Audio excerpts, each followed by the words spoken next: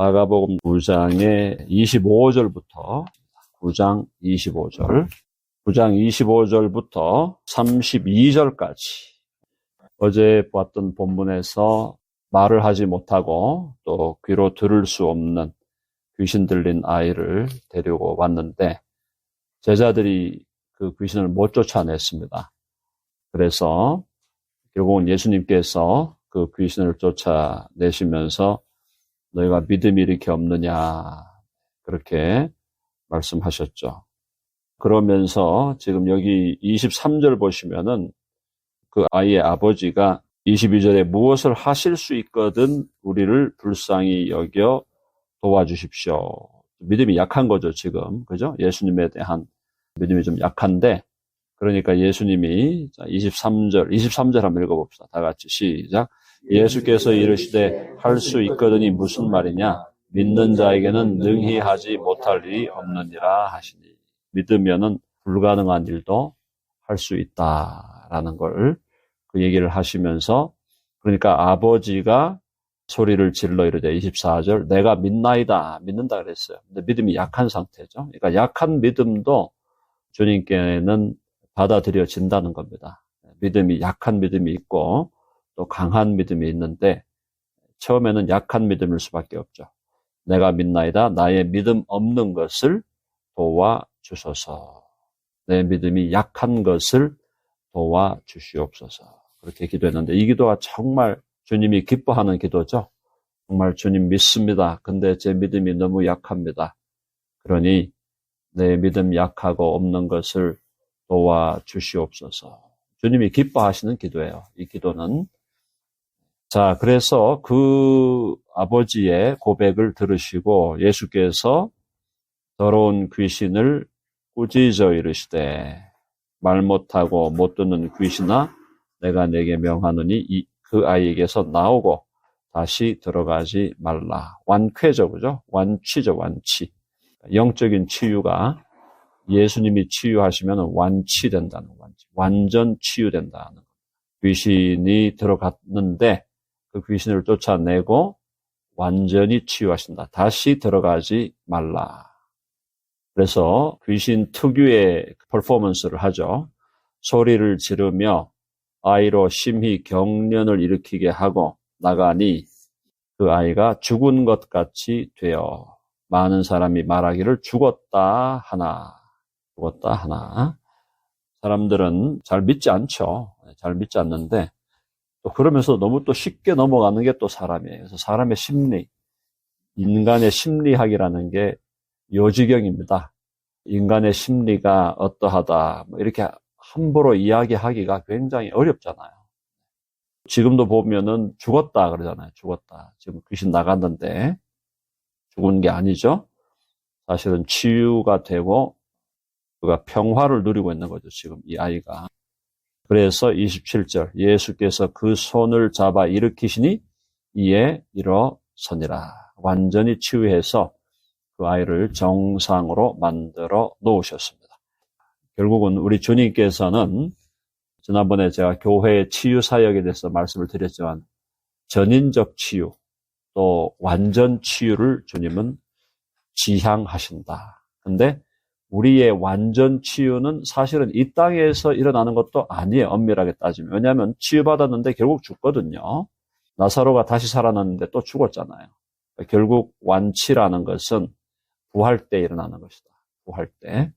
저와 여러분이 주님이 부르시면은 우리는 영혼이 낙원으로 돌아가죠. 그러니까 우리가 죽는 순간에 영혼의 영화예요. 영혼이 영화됩니다. 그때 영혼이 영화된다는 건 엄청난 사건이에요. 우리 영혼이 주님 원하시는 완전한 단계로 상승하는 거거든요. 영화라는 것은 우리의 영혼이 완전한 단계로 상승하는 거예요. 상승하면서 우리가 우리 영혼이 우리 몸을 떠날 때 죄로부터 완전 분리가 일어납니다. 죄로부터 완전한 분리가 일어나기 때문에 사실 예수님을 믿고 우리가 주님의 부르심을 받는다는 것은 굉장한 놀라운 체험입니다. 놀라운 체험이 될 거예요.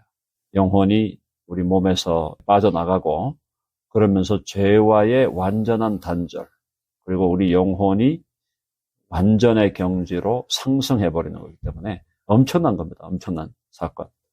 그리고 이제 육신은 나중에 주님 오실 때 부활을 하게 되죠. 부활을 해서 부활이 육신의 영화. 그래서 부활할 그때 우리가 완전체가 되는 거죠. 완전체. 하나님이 소망하시는 완전체로 변화되는 게 우리가 부활할 때다. 우리 예수님을 믿는 사람들의 삶은 시간이 갈수록 좋아지는 겁니다. 나빠지는 건 하나도 없어요. 자, 해봅시다. 시간이 갈수록 좋아질 뿐이다. 노화되는 거 절대 나쁜 거 아닙니다. 예수님 믿는 사람들에게 노화라는 거는 훨씬 더 성숙한 경지로 올라가는 거예요. 그러니까 세상 사람들이 볼 때는 노화, 그러면 벌써 뭐 문제, 노화도 문제고 또 노인들이 많아지는 걸 또 문제로 인식을 하잖아요. 이 세상 사회는 노인들을 어떻게 할 건가. 행정과 정책을 세우는 사람들이 문제로 자꾸 생각하는데 그게 아니에요. 우리 교회에서는 문제가 아니에요. 연세가 들어간다는 것은 그건 굉장히 놀라운 특권이에요. 왜? 성숙을 계속 누려간다는 거거든요. 계속 자라면서 성숙해가는 거거든요. 그러니까 얼마나 그것이 연세가 들어간다는 것을 우리 기독교 입장에서는 다른 관점을 가져야 돼요. 나이가 들어간다는 게 성경적 관점에서는 절대 부정적인 게 아닙니다. 그래서 성경에서 이 머리가 흰 분들, 머리가 휘어진 어른들 앞에서 존경을 하고 공경하라. 우리가 교회 장로님들, 장로 직분이 있든 없든 간에 연세가 많으신 우리 권사님들이나 장로님들한테 우리가 경의를 표하잖아요. 예의를 지키잖아요. 그것이 단순히 나이가 많다 이게 아닙니다. 믿음의 성숙을 달려가는, 그거는 어린 사람들은 절대 모르는 경지예요. 믿음이 어린 사람들은 모르는 경지가 있다니까요. 그래서 미국 문화는 제가 보니까 미국 문화는 젊은 사람들을 우대하는 문화가 있습니다. 그것도 좋아요. 그것도 나쁜 건 아니고 좋은데 미국 문화는 보니까 나이 든 사람들에 대한 약간의 그 무시하는 문화가 있어요. 미국 사람들의 이 문화 속에는. 그거는 제가 볼 때 좀 잘못된 걸로 봅니다. 한국은 나이 든 사람들을 유교적으로 높이죠. 높이는데 유교적으로 높이는 건 형식적으로만 높이는 거예요. 속으로는 무시하고. 그리고 또 한국 문화는 또 어린아이들을 막 무시해. 오랫동안 무시하는데 요즘엔 또 어린아이들을 너무 높여갖고 문제가 심각하죠. 애들이 집안의 가장이 애들이에요. 완전히 잘못된 또 이상한 문화가. 거기다 강아지까지 막 대장이 돼가지고. 그게 아니고, 종말론적으로 보면은 예수님을 믿으면서 연세가 들어간다는 것은 놀라운 특권입니다. 특권이에요. 그런 상황에서 완전 치유는 우리가 부활할 때 일어난다. 자, 제자들이 묻습니다. 28절 다 같이요. 28절 시작. 집에 들어가심에 제자들이 조용히 묻자오되 우리는 어찌하여 능히 그 귀신을 쫓아내지 못하였나이까. 제자들이 애를 썼을 거 아닙니까? 예수의 이름으로 물러가라. 그러고 귀신을 막 쫓아내려고 했는데 안 나가는 거죠. 안 나가니까 주님께서 말씀하시기를 29절 다시 한번 읽어보고 29절 다 같이 시작. 이르시되 기도 외에 다른 것으로는 이런 종류가 나갈 수 없느니라 하시니라. 근데 기도 앞에요. 기도 앞에 괄호를 넣어서 믿음의 기도라고 해야 됩니다. 형식적인 기도를 많이 한다는 게 중요한 게 아니에요. 형식적으로 기도하는 시간을 많이 가진다. 이게 중요한 게 아니고 믿음의 기도를 해야 돼요. 믿음의 기도. 믿음의 기도 외에는 다른 것으로는 이런 종류가 나갈 수 없느니라. 제가 덴버 드림교회를 목회하면서 제 개인적으로 가장 좋았던 것은 새벽 기도입니다.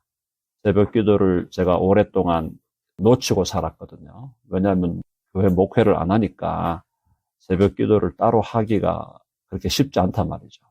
근데 이제 목회를 하니까 새벽 기도를 해야 된다는 것이 이제 일종의 숙명인데 그걸 받아들여서 새벽 기도를 우리가 시작한 지 이제 2년 됐거든요. 딱 2년 됐네요. 2년 전 12월부터 시작을 했는데 2년 동안 새벽 기도를 하면서 참 정말 주님께서 우리 믿음의 선배들이 좋은 신앙의 전통을 남겨주셨구나. 근데 알고 보니까 새벽 기도회를 주님이 하셨더라고, 우리 주님이. 우리 주님이 하셨죠? 자, 1장, 마가복음 1장 가봅시다. 주님이 새벽 기도를 실천하신 분이에요. 1장 35절, 1장 35절, 마가복음 1장 35절. 다 같이 읽어보겠습니다. 시작. 새벽 아직도 밝기 전에 예수께서 일어나 나가 한적한 곳으로 가사 거기서 기도하시더니. 새벽 기도의 원조는 길선주 목사가 아니에요. 우리나라는 자꾸 무슨 길선주 목사가 새벽 기도를 만들어낸 것처럼 얘기하는데 예수님이 하신 기도예요, 예수님이. 그죠? 예수님이 새벽 기도를 하신 분이에요. 그래서 다시 돌아갑니다. 결국 이제 그 얘기를 제가 드리는 이유는 기도 외에 다른 것으로는 이런 종류가 나갈 수 없느니라. 주님께, 우리 하나님은 자유로운 하나님이시기 때문에 하나님이 기적을 주실 것이냐, 안 주실 것이냐라는 것은 하나님의 절대적인 주권입니다. 그렇죠? 하나님의 절대적인 주권인데, 근데 주님께서 어떤 기도로 요청을 받으실 때 주님은 그 기도의 요청을 고려하시고 들으신다. 그리고 주님께서 보실 때 이 기도의 응답이 하나님께 영광이 되고 또 우리 당신의 백성들에게, 자녀들에게 유익하다 할 때는 기도에 응답하시는 분이 하나님이십니다. 그래서 기도 외에는, 기도 외에 다른 것으로는 이런 종류가 나갈 수 없느니라. 믿음의 기도를 드려라. 예수님의 권면이고 명령이죠. 그래서 우리는 기도하는 습관을 길러야 됩니다. 그 습관을 기르는 데 있어서 가장 좋은 훈련 중에 하나가 바로 새벽 기도 훈련이다. 새벽에 함께 나와서 말씀 보고 또 30분이지만 함께 기도하는 것. 그것이 우리 전체 인생의 기도의 습관을 만들어주는 굉장히 좋은 훈련이다라는 걸 생각하시고, 우리 교회가 작지만 강한 교회로 가는 그 길에 있어서 가장 중요한 것은 평일 새벽에 기도하는 것, 함께 모여서, 그리고 주일날도 우리가 예배하고 주일날도 또 함께 PRS, 이런 것들이 다 우리의 믿음이 성장하고 성숙해 가는데 구체적인 도움을 준다. 그래서 기도는 일방적으로 내 말만 막 하는 게 아닙니다. 여러분이 기도의 깊이에 들어가 보시면 기도하는 가운데 우리는 하나님의 뜻을 분별하게 돼 있어요. 기도하면서도 하나님이 지금 무슨 생각을 하실까? 그게 무슨 뭐 음성이 들린다 이런 게 아니고 감이 오게 돼 있어요. 기도하다 보면 하나님께서 지금 이런 부분에 대해서는 이렇게 생각하시는구나. 저런 부분에서 저렇게 생각하는 감을 느낄 수가 있는 건 막 쏟아내는 게 기도가 아니에요. 많은 분들이 기도를 오해하는 게 하나님 그냥 듣고 계세요. 나 혼자 막 얘기할 테니까. 하나님이 그래도 들으시겠죠. 하나님 우리 아버지시니까 자녀가 와가지고 아빠 내 말 좀 들어봐 막 쏟아도 아버지는 들으시겠지만은 그거는 성숙한 기도는 아니잖아요. 진정한 아버지와의 진정한 대화가 되려면 아버지께도 이런 얘기를 드리지만 또 아버지는 뭔 생각하실까 귀를 기울이면서 기도하는 거죠. 기도가 쌍방의 이 커뮤니케이션이 돼야 된다는 거예요. 그게 이제 깊이 우리가 들어가는 거죠. 기도할 때. 자, 그래서 기도하다 보면요, 뭘 막 원하다가도 그런 생각 들어요. 주님, 혹시 주님이 이거 안 들어주시고 시간 끄셔도 괜찮습니다. 그런 생각이 들게 돼 있는 거예요. 무슨 말인지 이해되십니까? 기도했는데 안 들어주니까 화가 나고 뿔따구가 난다? 뭐가 문제가 있는 거예요, 지금. 무슨 하나님이 우리한테 무슨 빚진 분이에요? 가서 대화하고 나서, 하나님께서 조금 미루시겠구나. 그렇게 생각하고, 주님의 뜻을 이루소서 기도하는 거지. 기도했는데, 일주일이나 기도했는데 하나도 뭐가 안 변하네? 그러면서 자꾸 이상한 생각하면은, 그거는 믿음이 연약한 것이다. 정말 연약한 거고, 우리 기도를 들으시지만 응답하는 때는 하나님이 가장 지혜로운 분이시잖아요. 가장 무한한 지혜를 갖고, 무한한 지혜, 무한한 파인 튜닝, 무한한 미세 조정을 하고 계신 분이기 때문에 어느 시점에 어느 상황에서 이것이 응답돼야만 가장 적절한 효과를 내는가는 주님만이 아시는 거예요.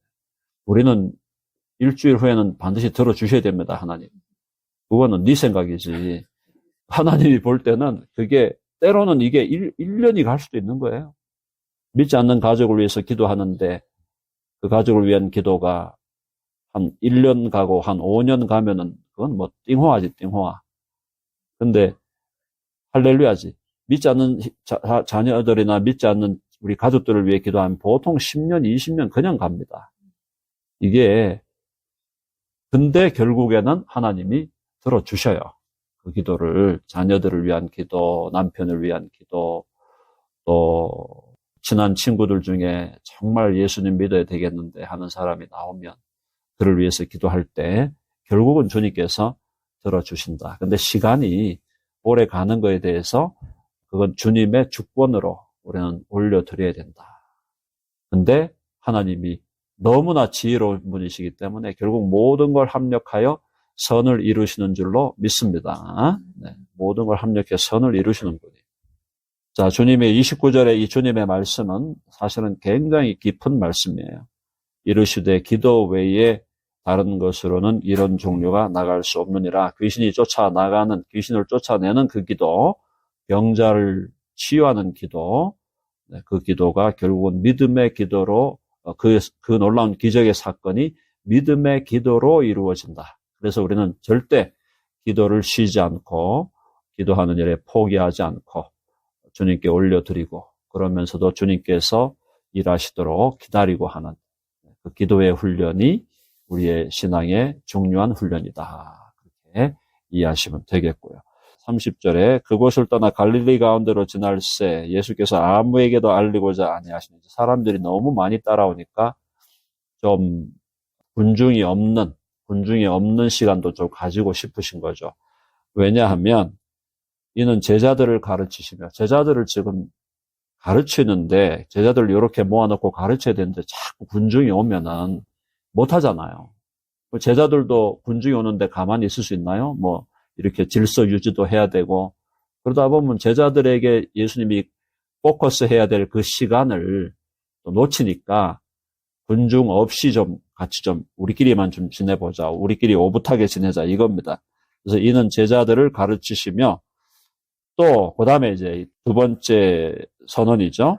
인자가 사람들의 손에 넘겨져 죽임을 당하고 죽은 지 3일 만에 살아나리라는 것을 말씀하셨기 때문이더라. 그 얘기는 군중에게는 하지 않으시려고 하는 겁니다. 일단 제자들에게 가르치고 제자들에게만 그 이야기를 전달하고 내가 결국은 죽임을 당할 것이다. 그러나 사흘 만에 다시 살아날 것이다. 자, 이 이야기가 제자들에게는 매우 뜬금없는 이야기입니다. 지금 제자들이 볼 때는 전혀 이해가 안 되는 거예요. 그래서 거기 보십시오. 조금 이제 알아듣게 되니까 두려워한다 그러죠. 32절 다 같이 시작. 그러나 제자들은 이 말씀을 깨닫지 못하고 묻기도 두려워하더라. 그러니까 지금 예수님이 내가 죽을 것이다. 그리고 3일 만에 부활할 거다. 그 얘기를 지금 공식적으로 두 번째 하는데 두 번째 하니까 이제 제자들이 첫 번째 하실 때하고는 분위기가 조금 달라지는 거죠. 이게 뭐지? 지금 자꾸 저 얘기를 왜 하시지?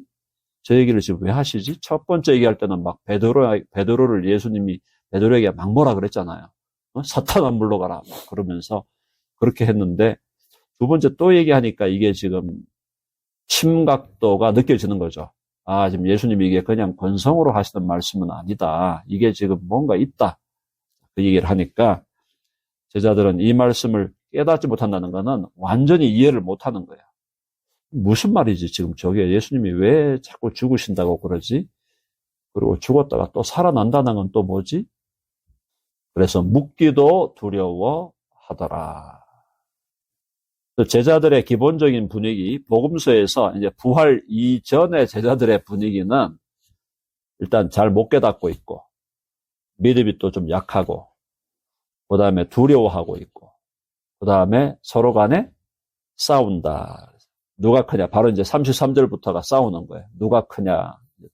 우리가 다음 시간에 볼 텐데, 제자들이 그런 거예요. 누가 크냐? 12사람 모여 있으니까 거기서 누가 크냐 그 싸움하고, 또 말씀을 하시는데 말씀이 잘 이해가 안 되고, 또 믿음도 약하고 두려워하고. 근데 이런 모습이 다행한 거는, 이런 모습이 우리에게도 똑같이 있기 때문에 제자들의 이 모습을 보면서 제자들에게 뭐라고 할 게 아니고, 우리나 여기 예수님의 제자들이나 사실은 본질상 큰 차이가 없구나, 별 차이가 없구나 하는 걸 우리가 깨닫게 되는 거죠. 그것도 위로죠.